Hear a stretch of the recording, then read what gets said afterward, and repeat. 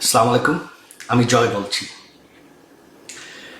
আপনারা জানেন যে গত ১.৫ বছর ধরে এই অবৈধ ইউনূস সরকার অবৈধভাবে ক্ষমতা দখল করে আছে। গত ১.৫ বছরে তারা আমাদের অর্থনীতি শেষ করে দিয়েছে। গত ১.৫ বছরে বাংলাদেশে কোনো আইন শৃঙ্খলা নেই। যত জঙ্গিদেরকে আমাদের আওয়ামী লীগ সরকার গ্রেফতার করেছিল তাদেরকে তারা জেল থেকে ছেড়ে দিয়েছে। স্বাধীনতার চেতনা তারা চেষ্টা করে মুছে ফেলছে, বাংলাদেশের ইতিহাস মুছে ফেলছে। তারা বঙ্গবন্ধু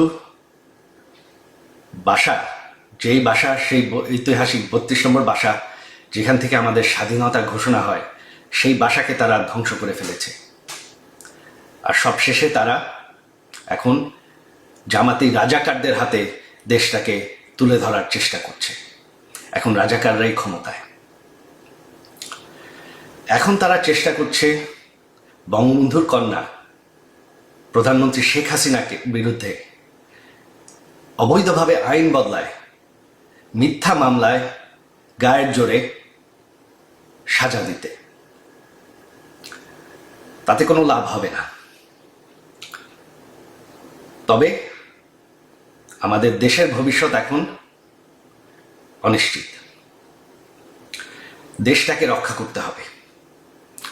আপনারা যদি এই ভয়ঙ্কর পরিস্থিতি থেকে বের হয়ে আসতে চান, আপনারা যদি চান যে বাংলাদেশ আবার সেই উচ্চ অর্থনীতিতে পরিণত হতে থাকুক, আপনারা যদি চান যে বাংলাদেশে আইন শৃঙ্খলা থাকে, বাংলাদেশে জঙ্গিবাদ না থাকে, বাংলাদেশে রাজাকাররা যাতে ক্ষমতায় ফিরে না আসে, যাতে আমাদের স্বাধীনতার যুদ্ধ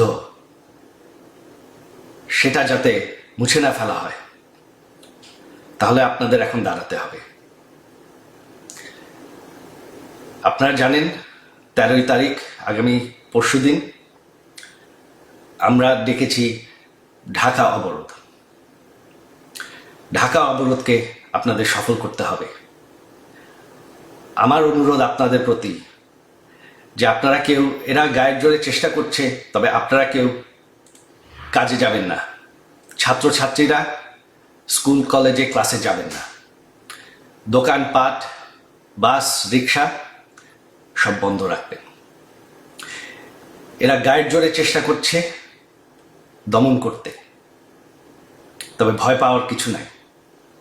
আপনারা যদি বাসায় থাকেন, এরা আপনাদের কিচ্ছু করতে পারবে না। দেশটাকে বাঁচানোর জন্য এটাই এখন পথ। আপনারা যদি না চান যে রাজাকারদের হাতে দেশ চলে যাক, বাংলাদেশের ইতিহাস মুছে ফেলা হোক, বাংলাদেশ, যে বাংলাদেশ আমরা ভালোবাসি, সেটা শেষ হয়ে যাক, তাহলে এখনই সময়।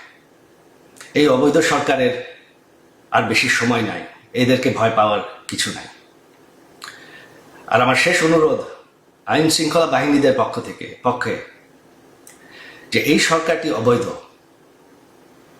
সম্পূর্ণভাবে অবৈধ। তারা,